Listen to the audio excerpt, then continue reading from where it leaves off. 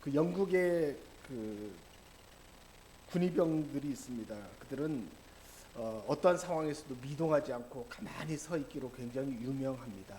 그래서 비가 와도 또 더워도 어떠한 사람들이 와서 놀려도 가만히 있지 않고 그대로 미동도 없이 있다고 합니다. 그런데 그들이 움직이는 순간이 있습니다. 예외가 된 순간이 있는데 총을 내려놓고 모자를 벗고 몸을 똑바로 세우는 때가 있는데 그것은 바로 왕이 행차할 때라고 그럽니다. 왕이 행차할 때 존경의 의미로 그것들을 내려놓고 나서 무장해제를 하고 경배해 드리게 되는 것입니다. 오늘 바로 예수님께서 태어나시던 그날에 이 소식을 많은 것들을 통해서 하나님께서는 알리셨습니다. 그런데 들을 수 있는 귀가 있는 사람들은 들었고 볼 수 있는 눈을 가지고 있는 사람들은 보았습니다. 그렇지만 영적으로 깨어있지 않는 사람들은 전혀 느끼지 못하고 보지 못했다라고 하는 거죠. 그 소식을 알렸을 때에 누가복음에 보면은 그 들에서 양을 치던 목자들이 천사들의 소리를 통해서 예수님의 오심을 들었습니다. 탄생 소리 듣자마자 그는 달려가서 경배했던 것이 나와 있거든요.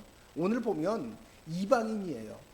하나님을 믿었는지 안 믿었는지 잘 모르겠어요. 이방인인데도 그 사람들의 동방에 있는 박사들이 멀리 떨어져 있는 페르시아 지역이거든요. 그쪽에 있는 동방의 박사들이 오늘 바로 예수님의 이 소식을 별을 통해서 천문학자이거든요. 보면서 발견하게 되고 찾아왔다라고 하는 거예요. 신앙이라고 하는 것은 그냥 공상에 우리가 보고 배우고 익히는 것이 아니라 행동해야 되는 것을 이야기하고 있습니다. 그들은 즉각적으로 반응을 했습니다. 달려갔어요. 그리고 경배했어요. 오늘 바로 이런 모습들이 우리에게도 있었으면 좋겠습니다. 많은 사람들은 알기는 잘 알아요. 그런데 행동하지 않는 신앙을 가지고 있는 사람들이 이 세상에 너무나 많이 있어요. 예수님의 모습대로 살지 않는 그리스도인들이 너무나 많이 있습니다. 근데 알기는 많이 알아요. 그래서 논쟁을 많이 하고 이야기는 많이 하고 불평을 많이 하는데 온전히 경배하지 않고 삶을 통해서 보여주지 못하고 있는 그리스도인의 모습이 너무 많이 있는 것들을 보게 됩니다. 오늘 1절을 한번 보겠습니다. 1절 보면 헤롯 왕 때 예수께서 유대 베들레헴에서 나심에 동방으로부터 박사들이 예루살렘에 이르러 말하되 이렇게 이야기하고 있어요. 여기서 보면 동방 박사들이 나옵니다. 동방에 있는 박사들은 누구냐면 페르시아의 점성학자들이라고 이야기하고 있는데 페르시아는 지금 한 이란, 이라크 뭐 이 정도 될 것 같아요. 그쪽에서 별을 연구하던 학자였는데 그때 당시에는 점성술이 굉장히 강했습니다. 우리나라에서 신라 시대 때는 뭐 첨성대가 있잖아요. 그러면서 별을 보고 있는데 그때 당시에 별을 보면서 많은 것들을 했습니다. 계절의 변화를 하기도 했었고요. 그 다음에 농사의 시기를 알 수도 있었고요. 그 다음에 항해하는 배에서는 나침판의 역할을 감당했던 게 바로 별이었습니다. 별을 보면서 방향들을 알고 이동하기 시작했고요. 그 다음에 시간을 측정하기도 했습니다. 그래서 하늘을 통해서 관찰하는 점성술이 굉장히 발달돼 있던 게 그때 당시의 모습이었습니다. 그러다 보니까 그 사람들은 굉장한 막강한 지위를 가지고 있기도 했습니다. 그래서 그들은 어떤 일을 했냐면 주로 천문학자이면서 꿈을 해석하기도 했었고요. 그 다음에 그 왕실 옆에서 조언하는 역할도 감당했던 게 바로 이들입니다.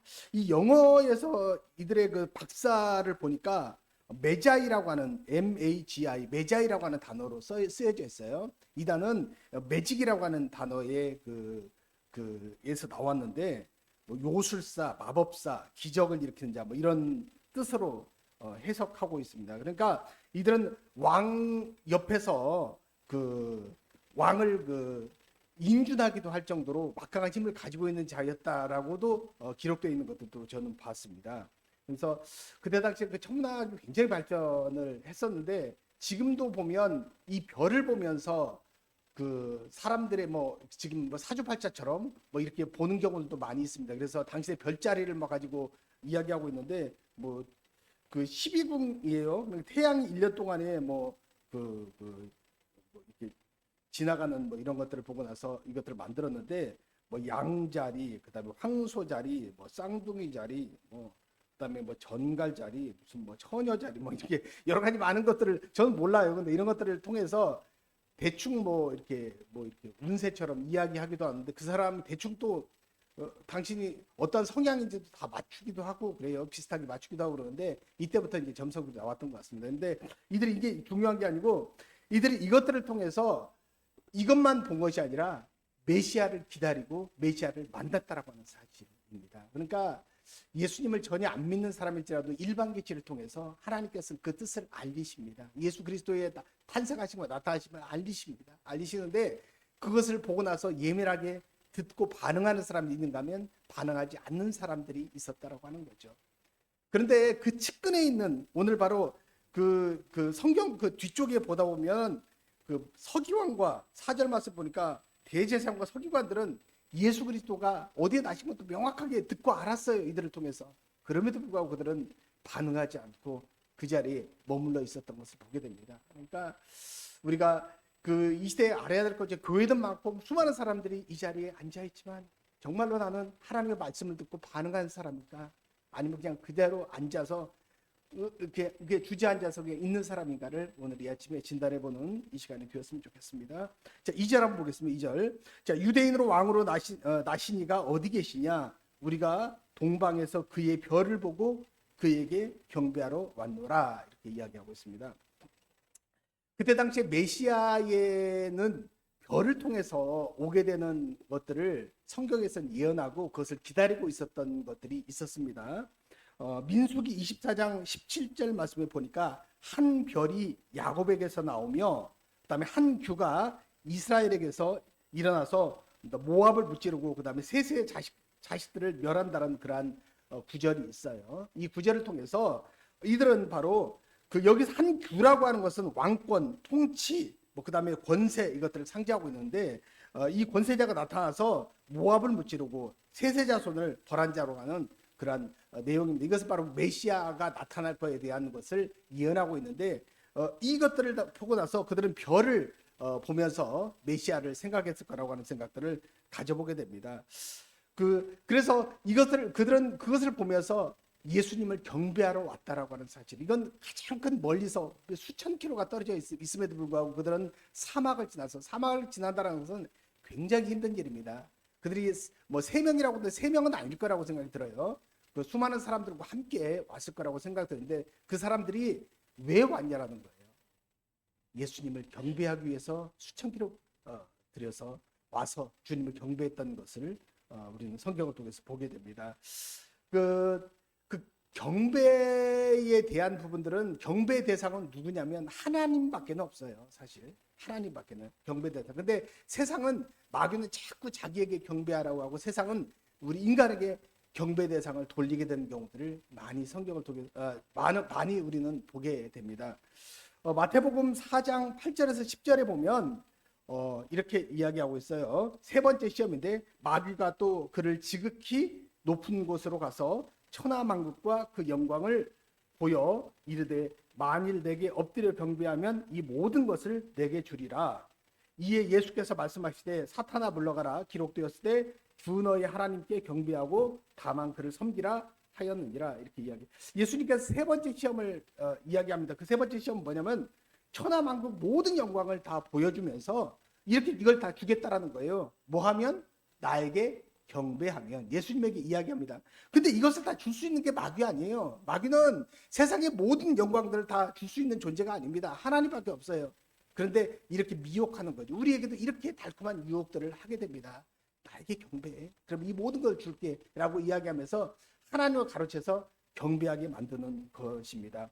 근데 이 달콤한 유혹에 넘어가면 안 돼요. 많은 사람들은 여기에 넘어가서 뭐 그러니까 가장 대표적인 게 뭐 영화 찍는 것일 거예요. 영화 찍는 사람들은 무조건 돼지 대가리 머리에다가 무조건 경배하고 절하고 뭐 이래야 그 흥행한다라고 하면서 속설대로 하고 그러는데 흥행 안 된 게 더 많죠.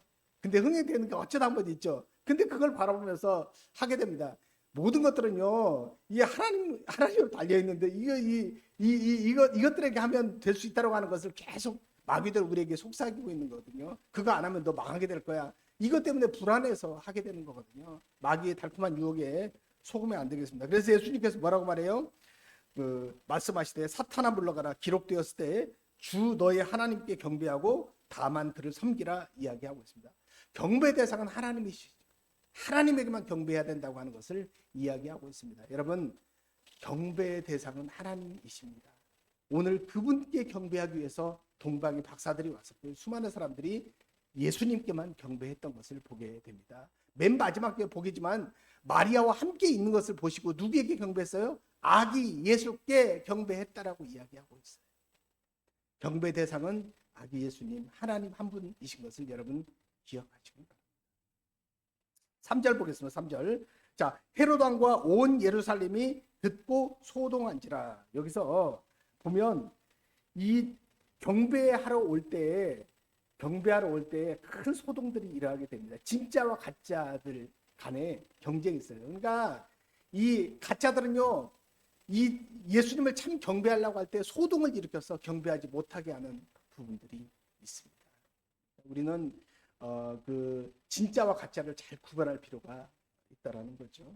4절 말씀을 보니까 왕이 모든 제사장과 서기관, 백성의 서기관을 모아 그리스도가 어디에서 나겠느냐 물으니 헤롯 왕이 물어봤어요. 도대체 어디에서 날 것이냐라고 이야기하는데 이걸 물었어요. 물었더니 이거는 왜 물었을까요? 경배하기 위해서가 아닙니다. 시기에서 그를 죽이고자 함이었습니다. 나중에 그 문서에 보니까 이 헤롯 왕은 그 자기의 왕권을 강화하기 위해서 자기 자식들까지 죽이는 이러한 일도 있는 것들 문서에서 기록되는 걸 보게 됩니다. 그러니까 이 권력이라고 하는 것은 이 나누지를 못하는 거예요. 그래서 죽이려고 했던 것을 보게 되는데 이들이 바로 그 대제사장과 서기관들이 정확하게 알고 있었어요. 5절 한번 보겠습니다. 5절. 이르되 유대 베들레헴 이오니 이는 선지자로 이렇게 기록된 바. 6절 보겠습니다. 또 유대 땅 베들레헴아 너는 유대 고을 중에 가장 작지 아니하도다. 내게서 한 다스린 자가 나와서 내 백성 이스라엘의 목자가 되리라 하였음이니라. 이렇게 이야기하고 있는데 이거는 바로 미가서 5장 2절에 있는 말씀을 인용한 것입니다. 미가서 5장 2절에 보면 뭐라고 되어 있냐면 베들레헴 에브라다야 너는 유다 족속 중에 작을지라도 이스라엘을 다스릴 자가 내게서 내게 나올 것이라. 그의 근본은 상고라고 하는 말 아주 오래 옛날이에요. 옛날에 영원은 시간에 좌우되지 않는 태초에 있는 존재라고 하는 뜻이에요. 그러니까 자 태초부터 있는 존재에게 있느니라 이렇게 이야기하고 있어요. 이것들을 통해서 바로 어디에서 예수님이 태어날 것을 이야기하고 있어요? 베들레헴입니다.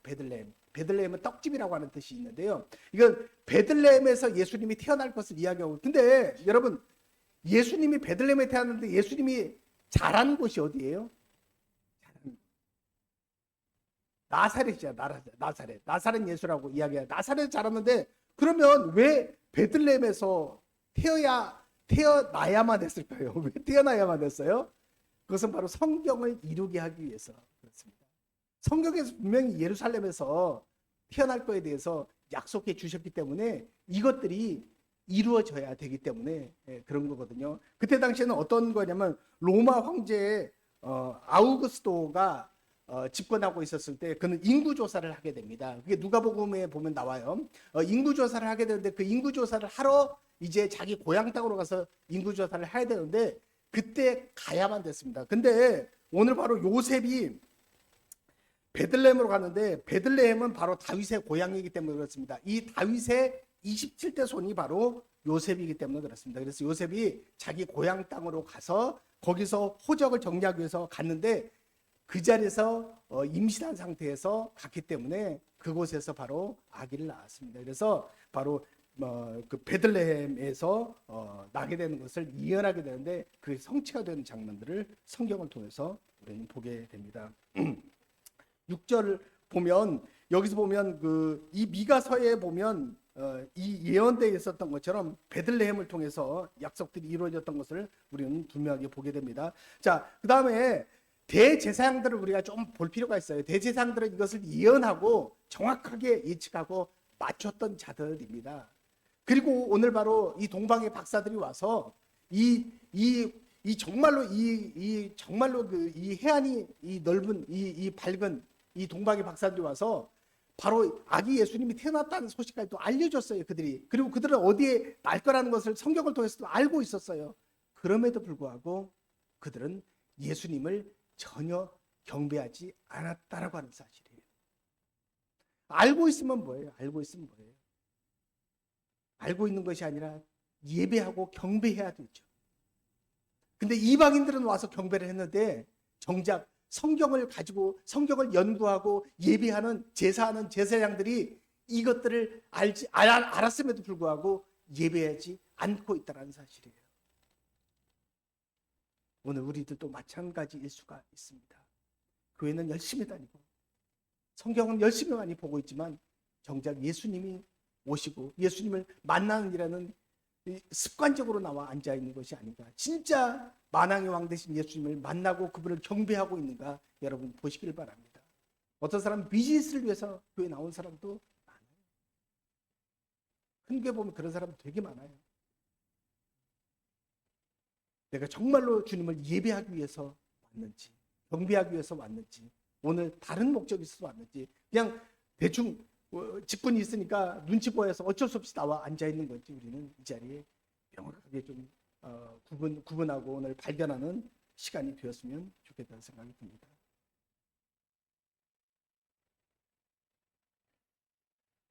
오늘 그 별이 사라졌다가 나타나는 장면들을 보게 됩니다. 그게 9절 말씀입니다. 9절 한번 읽어보겠습니다.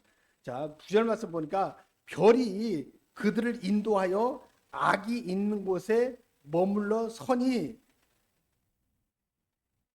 이렇게 이야기하고 있습니다. 그러니까 별이 어디를 인도해서 아기가 있는 곳에 머물러 섰어요. 별이 인도하게 되는 것을 보게 됩니다. 별은 정확하게 별이 어디를 인도해서 아기 예수께 인도하고 있는 것을 보게 됩니다. 그 인도하는 것을 보고 나서 어떻게 했어요? 기뻐했다라고 나와요. 기뻐했다. 9절 말씀 보니까 별이 나타난 걸 보고 나서 동방의 박사들의 10절 말씀 보니까 아주 기뻐했다라고 나와 있습니다. 이 아기 예수님의 그 탄생을 보고 나서 우리가 얼마나 기뻐하고 있는지, 무엇 때문에 우리가 기뻐하고 있는지를 좀 이 아침에 발견하는 시간 되었으면 좋겠습니다. 11절 말씀 보겠습니다. 자, 집에 들어가 아기와 그의 어머니 마리아가 함께 있는 것을 보고 엎드려 아기께 경배하고 보배압을 열어 황금과 유향과 모략을 예물로 드리니라 그랬어요. 여기 보면 경배 대상이 누구예요? 아기와 그의 어머니 마리아가 함께 있는 것을 보고 엎드려 누구께 경배하고 아기께 경배하고 경배 대상이 바로 아기인 것을 분명히 이야기해 주는 마리아와 함께 있는 것을 보게 하고 천주교에서는 마리아도 숭배하고 있잖아요. 마리아는 어머니지 숭배 대상이 아닙니다. 경배 대상이 아닙니다. 사람입니다. 경배 대상은 아기 예수인 것입니다. 이분께만 영광을 돌리고 이분께만 경배를 드려야 되는 것을 우리는 말하고 있어요. 자, 여기서 보면 가장 귀한 예물을 들여서 주님께 경배를 했는데 세 가지예요. 황금, 유향, 모략입니다. 황금은 왕권을 상징해주고 있어요. 그래서 이번에 트럼프 대통령이 우리나라에 왔을 때 그 큰 선물했잖아요. 어떤 선물했어요? 신라 시대 때 그 왕관 이거 씌워가지고 이거 선물로 줬더니 아주 좋아해가지고 기쁨으로 돌아갔던 것을 보게 됩니다. 이것은 바로 왕권을 상징하고 있어요. 그래서 금으로 이렇게 옛날에는 그 머리에다 쓰고 그랬어요. 그래서 아기 예수님께 최고의 선물, 최고의 값진 순금으로 된 금을 드렸던 것을 보게 됩니다. 두 번째가 유향을 드렸어요. 유향은 뭐냐면 신께 제사할 때 드려지는 거예요. 이렇게 인간에게 제사할 때 드려지는 게 아니에요. 이것은 하나님께 드려질 때 드려지는 그러한 제사 드릴 때 쓰여지는 향이었습니다.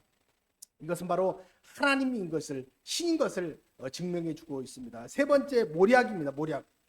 모략은 이거는 고난받을 메시아를 상징해 주고 있거든요. 이건 방부제 같은 건데요. 썩지 않게 하는 방부제 같은 건데 이것들을 통해서 예수님께서 순환받고 고난받으실 거에 대한 것을 암시해 주고 있습니다. 그러니까 말한다고 한다면 아기 예수님은 어떤 분이신 것을 증명해 주고 보여주냐면 이 선물을 통해서 우리에게 알려주고 보여주는 거예요. 그냥 선물 주는 게 아니라 의미가 돼 있단 말이에요. 이 선물을 통해서 아기 예수는 왕이시다. 아기 예수님은 하나님이시다. 아기 예수님은 고난을 통해서 십자가에 달려 죽으시고 우리를 죄에서 구원해 주시기 위해서 고난을 당하실 분이다라고 하는 것을 우리에게 명확하게 성경은 알려주고 있는 거예요.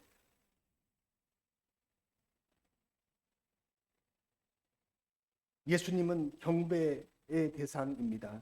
그분께만 경배를 드려야 되는 것입니다.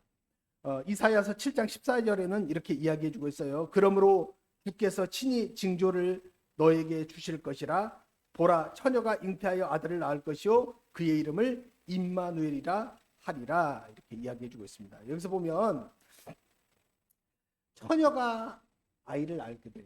이게 동정녀가 그 동정녀를 통해서 아기가 태어날 거에 대한 암시를 좀 해주고 있죠. 그리고 그의 이름을 뭐라고 말했어요? 임마누엘이라고 이야기하고 있습니다. 임마누엘이 뭐예요? 하나님께서 우리와 함께 하신다라고 하는 거예요. 그러니까 아기 예수가 오신 이유는 뭐예요? 하나님이 높은 보좌를 버리고 이 땅에 오신 이유가 우리 인간과 함께 하기 위해서 오셨다라고 이야기하고 있습니다. 그 하나님이 우리와 함께 해주시기 위해서, 우리와 함께 해주시기 위해서 그 아기가 태어난 날이 바로 성탄절 날이라는 거죠. 성탄절에 우리는 온전히 주님을 예배하는 날이 되고 그분을 경배하는 날이 되어야만 합니다. 제가 청년 때 이런 일이 있어요. 이 성탄 이브 때 제가 전도하기 전에 청년 때 일입니다. 그때 저녁에는 아주 신나게 노는 날이었어요. 성탄절 발표회를 하고 저녁에는 청년들끼리 모여가지고 뭐 레크레이션도 게임도 하고 그다음 뭐 선물 교환도 하고 막 그래요. 근데 선물 교환할 때 최악의 것은 한번 받은 적이 있는데 포장지에다가 포장을 열어봤더니 연탄 한 장이 들어가 있는 경우도 그때 당시에 그랬어요. 그 연탄 선물로 받았어요. 그래서 그리고 어떤 때도 황당한 경우가 어떤 경우였냐면 그 여자들이 쓰는 뭐 무슨 이렇게 봉같이 생겨 있어. 네모로 돼 있어. 뭐 이렇게 뭐 그런 것들 선물을 받은 적도 그런데 가장 좋은 것은 뭐냐면 한 10,000원짜리 선물을 나는 생각을 해갖고 줬는데 한 2만 원, 3만 원짜리 선물을 받을 때 되게 기분 좋습니다. 근데 나는 10,000원짜리 선물을 준비했는데 한 5,000원짜리, 한 2,000원짜리 선물 받을 때 굉장히 화가 날 때가 좀 많이 있었던 기억이 지금도 나는데 그랬던 추억들이 그때 당시에 있어요. 지금은 뭐 그게 많이 사라졌는데 그때 당시에는 많이 그런 게 크리스마스 이브 때가 기다려지고 그때는 선물 교환도 있었고 그때 청년들이 굉장히 즐겁게 놀았던 기억이 있습니다. 근데 정작 가장 중요한 것은 그걸 밤새도록 놀다가 새벽 뭐 3시, 4시까지 막 이야기하고 뭐 이러다가 결국 25일 날 성탄 예배 때 참석을 못하고 그 자리에서 간 적이 꽤 있었습니다. 그게 가장 큰 문제예요. 우리는 근본을 잃어버려요. 주님을 예배하고 경배한 날인데 경배를 하지 못하고 노는 일에 팔려서 이게 바로 우리의 모습 아닌가라고 하는 생각들을 해보게 돼요. 여러분, 성탄절 때는 우리는 세상은 어떻습니까? 그냥 백화점과 수많은 쇼인들을 통해서 수많은 화려함을 통해서 선물을 요구하고 선물을 받고 있습니다. 그래서 그 성탄절에 아이들이 기다려야 하는 것 중에 하나는 유치원생들 제가 막 공연하면서 보다 보면 기다리는 게 산타 할아버지가 선물 주는 걸 기다리고 선생님들이 막 잔뜩 쌓아놓고 그날은 막 어머님을 통해서 받아갖고 주고 이걸 기다려요. 그러니까 받는 걸 기다려요. 부모님들은 또 자녀들이 혹시 나한테 용돈 안 주다 이런 걸 기대하고 있는 날이 성탄절이 됐는데 성탄은 주는 날이 아니고 받는 날이 아니고요. 주는 날이란 말이에요. 아낌없이 하나님 앞에 하나님 왕 되신 예수님께 내 모든 것들을 드려지는 날이 성탄의 날이야 된다라는 거죠. 그래서 멀리서 문방위 박사들은 그 의미 있는 그 가장 값진 것들을 가져와서 주님께 드리면서 경배했던 것처럼 이번에 성탄절은 나는 받으려고 생각하십니까? 아니면 주려고 생각하십니까? 만왕의 왕 되신 그님을 주님께 모든 것들을 드리고 경배하고 주님을 온전히 예배할 수 있는 이번 성탄절이 좀 되었으면 좋겠다는 생각이 듭니다. 이게 바로 성탄의 의미인 것입니다. 경배하는 날입니다. 예배하는 날입니다. 크리스마스는 뭐예요? 그리스도 미사. 이 말은 그리스도 예수님을 예배하라, 경배하라, 워십하라. 워십은 뭐예요? 엎드려서 경배하는 것입니다. 그분들 경배하고 엎드려서 예배하는 그날이 바로 크리스마스예요. 온전한 크리스마스 주님을 경배하는 이 날이 되는 저 여러분들이 되었으면 좋겠습니다. 기도하겠습니다. 하나님 아버지 감사합니다. 이번 성탄은 온전히 주님을 예배하고 경배하는 성탄이 되게 하여 주옵소서.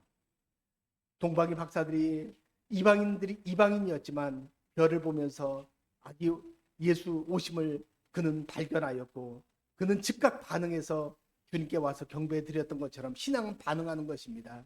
우리가 머물러 있지 않게 하여 주시고 반응하여서 주님께 온전히 나와서 주님을 예배하고 경배하는 저희들이 되게 하여 주시고 대제사장과 서기관처럼 머리로만 하는 신앙이 아니라 행동하는 신앙들이 되게 하여 주시옵소서. 예수님의 이름으로 기도했습니다. 아멘. 찬송가 120